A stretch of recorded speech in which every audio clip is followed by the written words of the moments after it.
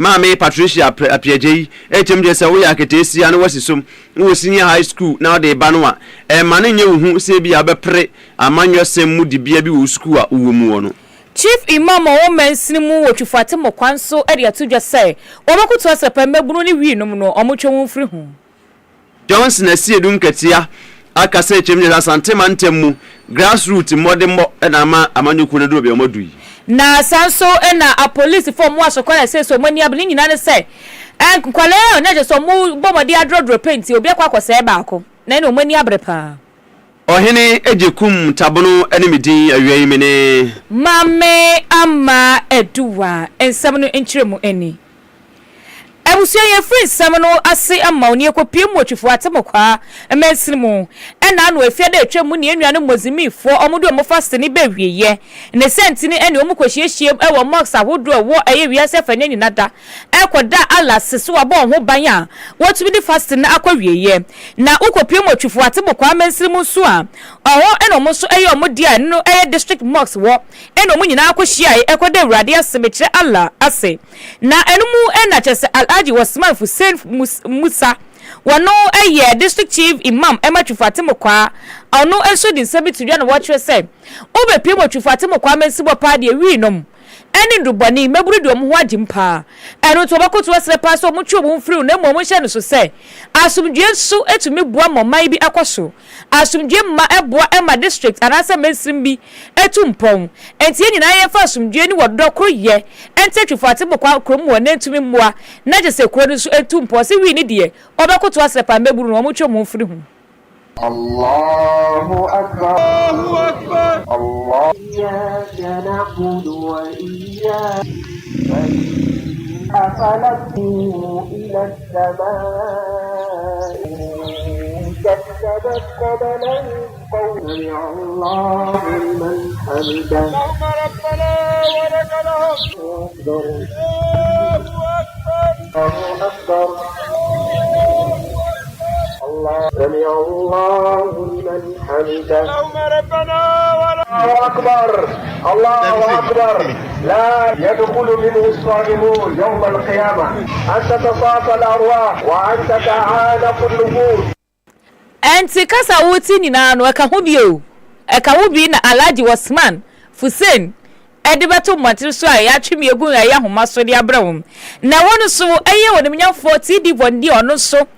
ma shebedwani ekopie mu odwumedie na sibi na ewo no so de na no disem etudwa woni eye chese central region woni pa yeyi ne se wonko eye asuye ya mampanya so ye nko efutufo ni bi wono so eka ho bi na chese omukopie mu na no na wonu nyamfo tidi bondi ni hakima de a meri kaka na semu ekasa omusem no mo se omubakoto aslepa eto de bia wo kompatem ba bia eba mozimifo bo pe Christopher asem ene ba Christopher so mo so mpe mozimifo asem wose we ni de obakoto aslepa ye nyina enya ko na ye momode hunu se ye nyina eye baako ene ye so eye Allah ni nyankopon na tumi mmoma mensiri mo so asomdue no enkoso pa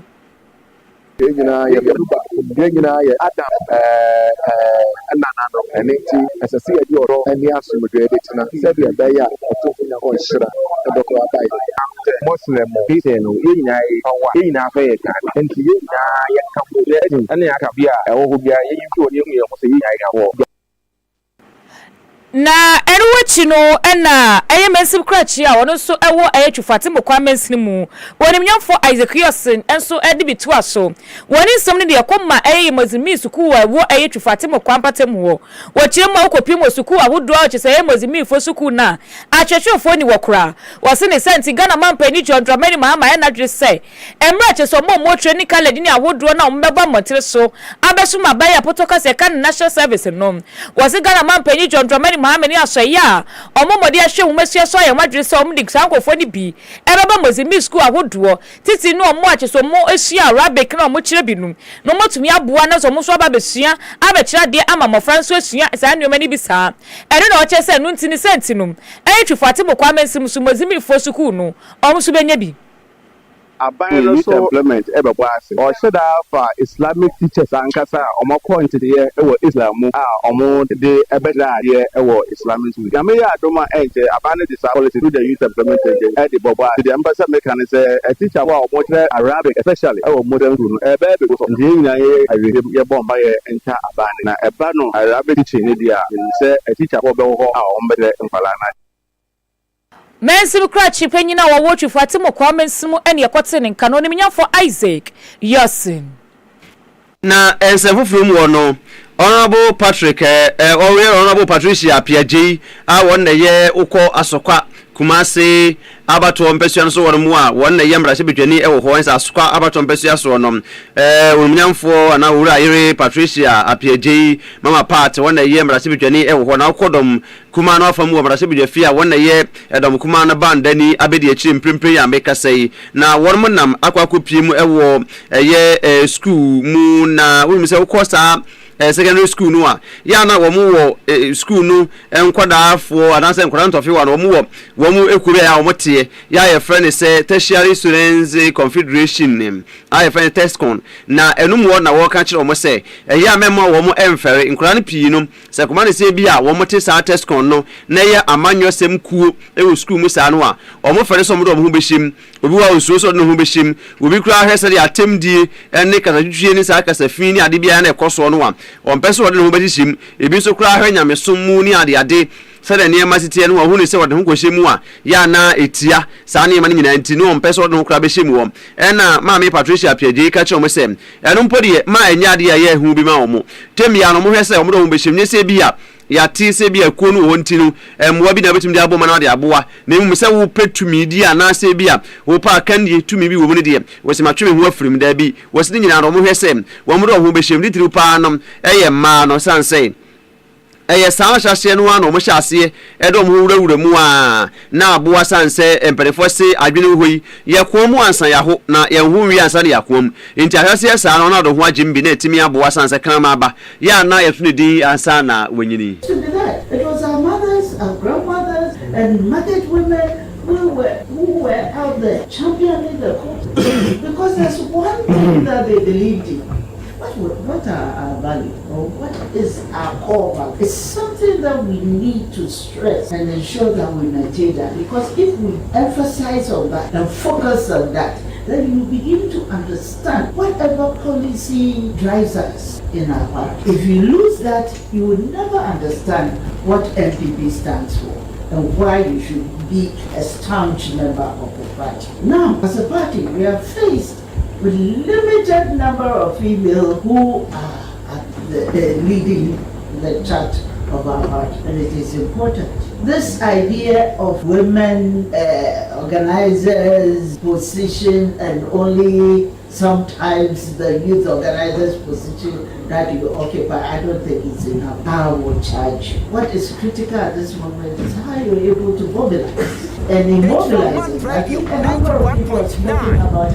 how you present yourself. Don't be shy to reach out to people. Don't be shy at all to reach out to people. You meet people on the street, make an attempt to speak with them and then convince them, because that was our job. Even though we're not given the leading position, that was our job. What are we doing at the moment? So on campus, I'm going to charge all you ladies on campus at this point in time that you have a charge to deliver. We Honorable Patricia Piaji wakasa nyina na ese obi su tension mu ya ne ya on to agan dribi nnum ebe bi kwa wonti ase obo wasa yenkoi na wotwi mu die ne sabusu mi die na kopi wa sentiment mu de pam ne nyina ne so mu ye asante first ewo ho a enu obetumi aboa pa ma chese investors awodo kra do musika akwa sentiment makwa ko biebie dwuma de musika so ahyehye dwuma mu ebosa no eye regional minister won patam wo ye onmenyafo Dr. Frank amwako hine so antena ne to so saa emomo pagya ne mu ekọ esuku ahodo ma omo ye visual art metro mo ye paint omo dredre me edu ametie yi kwabrade betumi ahwemani ma draw me kama e de abremen saa nkwada yi bi na tesoko form ba saa Asante first yesi a ene okopie mu asoko a interchange wo ne e wa sentimentem ene chese ne ma wonyo kwale ya draw bi ti se Ghana man panyi John Dramani Mahama Ghana man panya osi o na humidiem na nado dan kwaku fado omunyo ma draw ne kama a chese wa ye fe okoto wo pa ko sentimentem akumase a menu ka sai de nya de keto kwa wa ye fe pa na enu na se na so my Ghana no ma bi ko so enye bibia na dia ya manwosem bibia na se empa de pa wo my Ghana mu ye hu sa de ekoso na de efepe ni akwasa enu eni okopiem ho de asokwa asem na mekan enkwale na ino madro na ye fe na obi akamfo no kwabrane asole anadu ko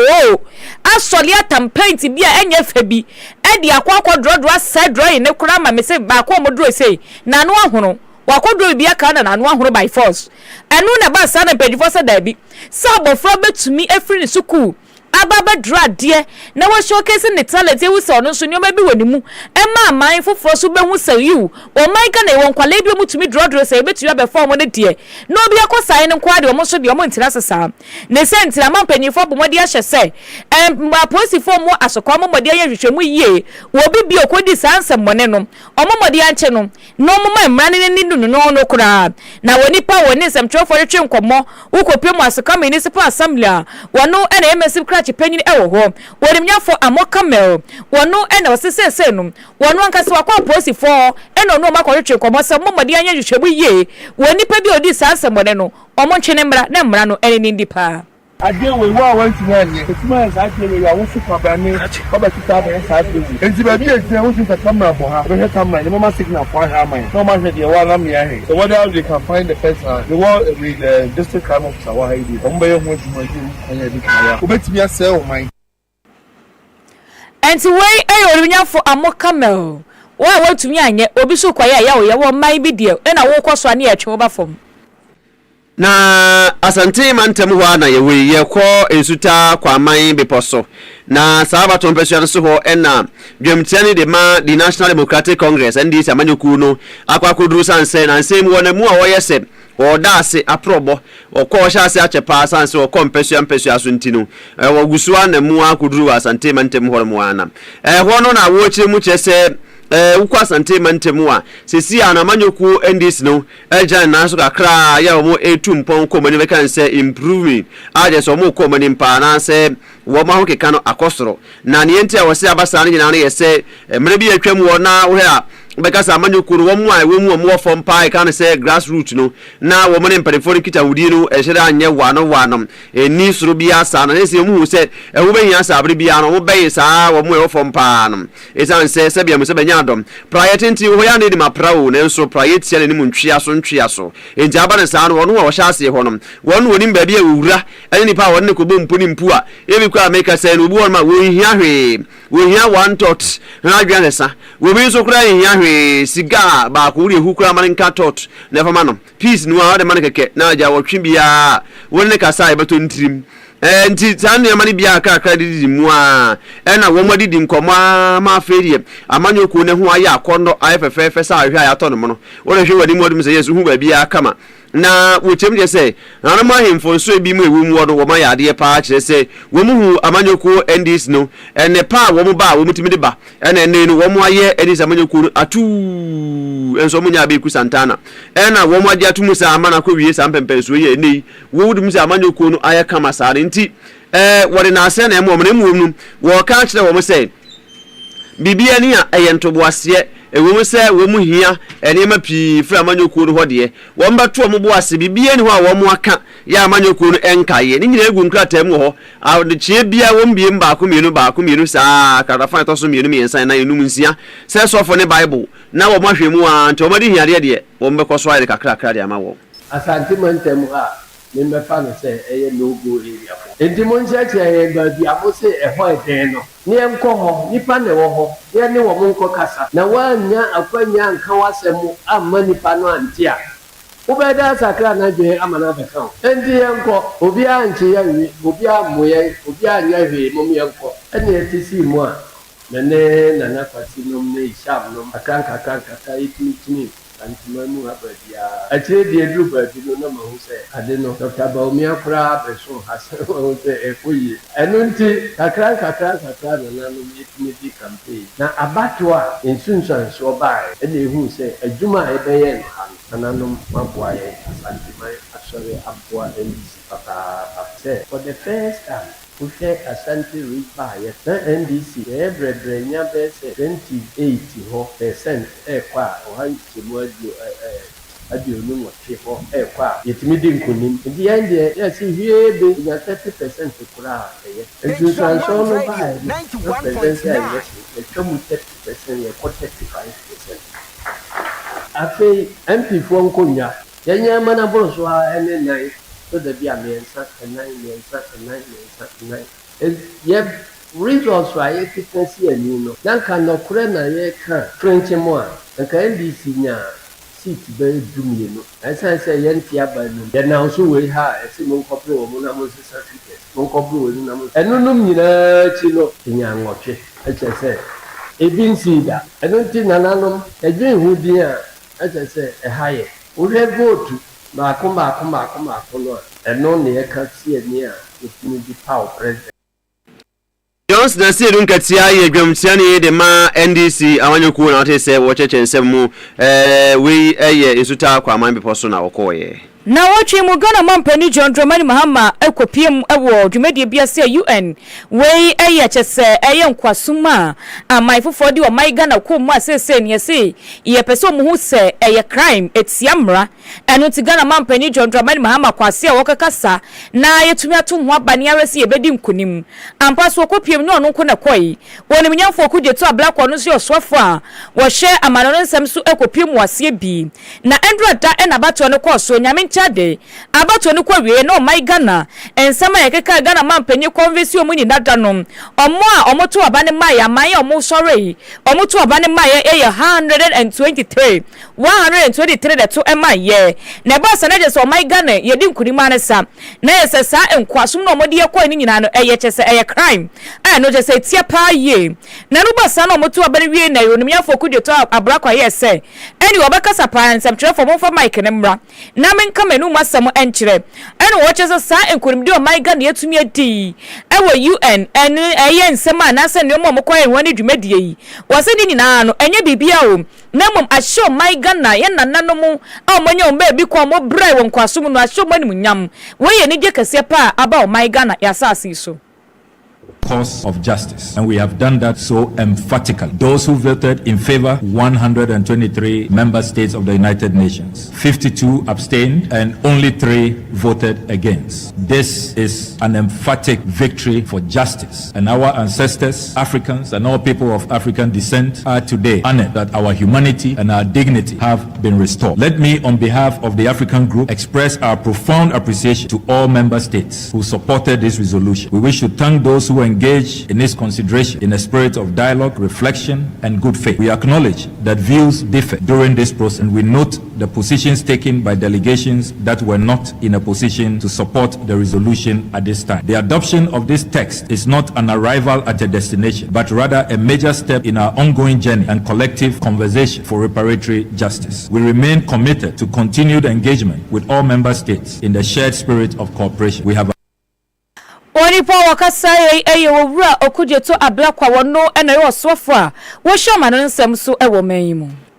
na yemfre no so na yenko honorable John Ginapo na John Ginapo no na yesoafo a wo hwe ahwone ne nsem so o mai Ghana mu ne ba ne saado a e ba na fango nsem nyina ne nyina kan ho bi e fa nkane ho nyina ne wo ne nyina na sna ho ne wo na o chese oba ye no ye se wo hwe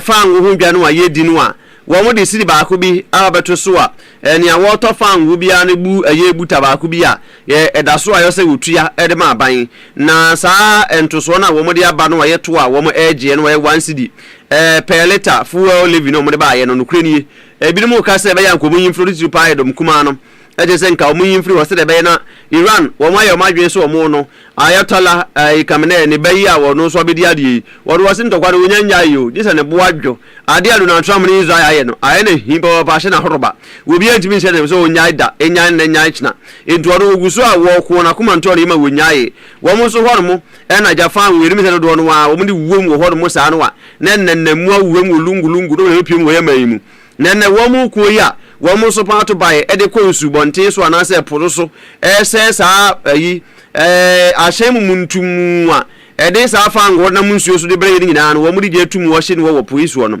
na ese ya hwe ya ho ba kire ye mpa ya entosia ene ni ye block ye na wo mo so e de fa ngo so bre ya ye ba block ye sa se me ba ntie ba yanka sa one cd ye to ne da ho nka wo mo yimfiri ho e na John Jina pochim chese ene ma bi wo mo na se bi obi ka ho asem a ya na wonte ase se koba ne se bi asa sidi ba konom ye ya dwe se ye fu se ye ha bitimi ya bare nya agro esan sem e betimi sa de wo man akọ ha mu pa ko wurem e wo sa ye dumso ene enkane ahoden a ye nheda ntimi nkyire nyina so ye o man ka ne mu nom e be ha yen enti sa sidi ba kono a aban no eje nom e boa ye mpa kwanu yasan so enti se koba ne se bi amperimfo bi a nhwe amfo mani anto no no me ye sa manyo semunti miami ye die nti me kan me yehu sa ampa me na maka ne ye firi ho sa hwehwe ni mu sunu wo mo de no a ne bekwa kwotena aban mu no maka de ya ene aban ko yifro ezi yi a ene ye moa ye ho se ti a ye ti ha no ye nyina ebe ha ye mpa na John Jina po ni nsem no se de wosichiri mu no ye nkonkotie no emra.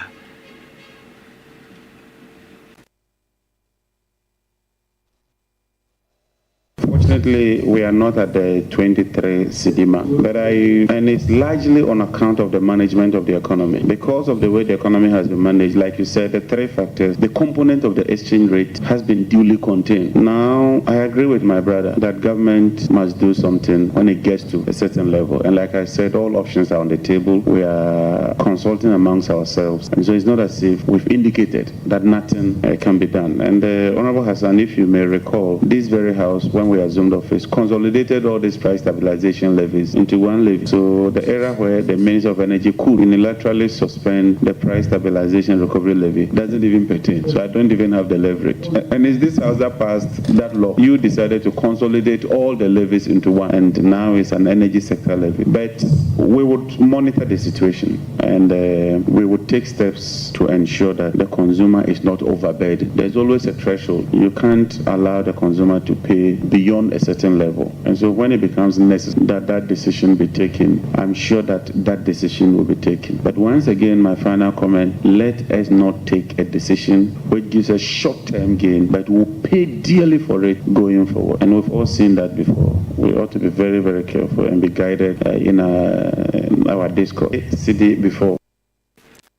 Honorable John Jina po ye so for here ahode ni ensem so na de so wakasa no na mamenkanfo bibini toma plus mawo mbacho se osa ene hawo ensunomu uyefunumu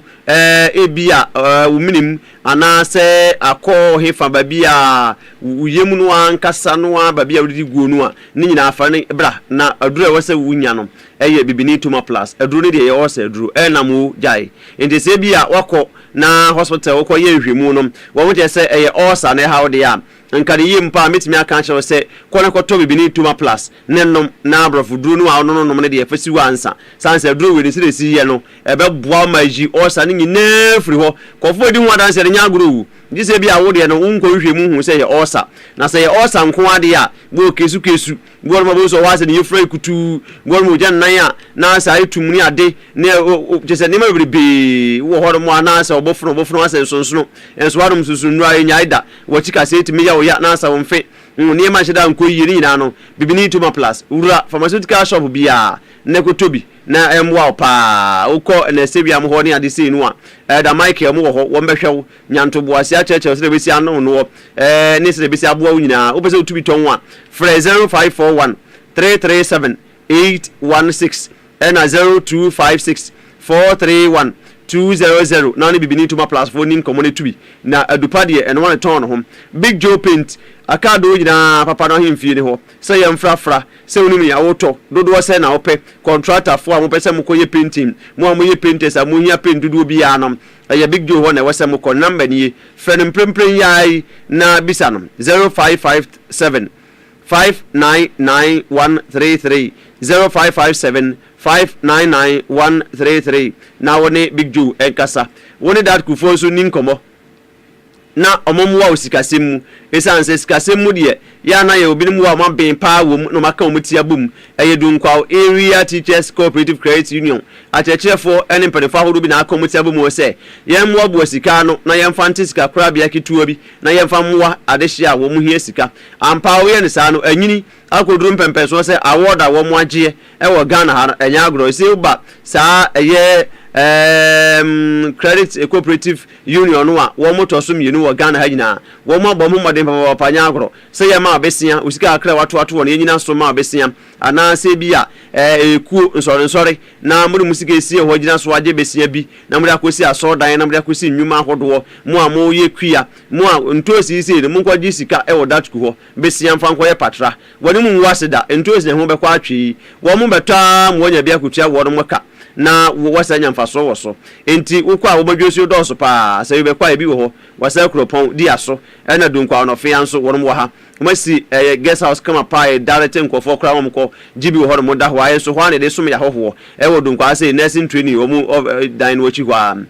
wo de ko abato ko be san office wo no na number be fred that ko so no 0332 228 000 fra wo mu ebi kra no a wo de sika bi de wanya nya besia wa na wa branya na nso no wo nche de hu abraba a wo de bo woni sika hu nyansa nim de akọ no mu ntufo ne hu ba bia wo betimi de awura ebeboa wo na wanya sika no so mfaso Domosh medical center manager wo ho se wo mo to wase de hwani papa na esefo ene doctor fo am wo Domosh na me nhira mo wiei wai mo wo nipa ho abote papa na se yenye nipa duane mu hwehwemu se ya janan odwonso ana se bia wuntasuo ana umoja ze twa esre hwenu mpem ni ade ni nyina wutirimu besi wo ni nsemu ni awo mu ni nyina aba continental postnatal fakọ wo minim de ha wo de be yare bi afri wutesikosi unase fakọ nyemu hwemu ni ewia ye ma doctor for nature sabe for nurse for nhwew e ma wo hundro ye pharmaceutical shop ho ntuwie ya ubenya hundro nyina nso e wo hɔ mu a wonko ba bia ayamfre